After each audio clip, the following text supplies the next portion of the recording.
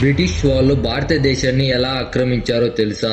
1600 సంవత్సరంలో బ్రిటన్ రాణి ఎలిజబెత్ అనుమతితో భారతదేశంలో వ్యాపారం చేయడానికి సముద్ర మార్గంలో పడవలో వచ్చారు. అప్పటి సూరత్ రాజైన జహాంగీర్ దగ్గర బ్రిటిష్ వాళ్ళు వ్యాపారం చేయడానికి మొదట అనుమతి తీసుకున్నారు. అలా వ్యాపారం కోసమని బ్రిటిష్ ఈస్ట్ ఇండియా కంపెనీ స్థాపించారు. ఆ టైంలో భారత్లో దొరికే మసాలాలు, పట్టు వస్త్రాలు, రత్నాలకి యూరోప్లో చాలా డిమాండ్ ఉండేది.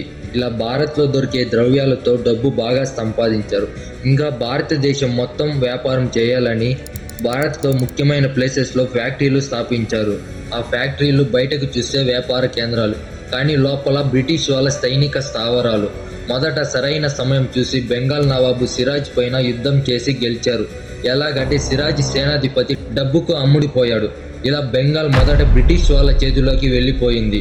ఇలా బ్రిటిష్ వాళ్ళు పథకం పన్ని యుద్ధం చేసి ఒక్కొక్క రాజ్యం ఆక్రమించారు.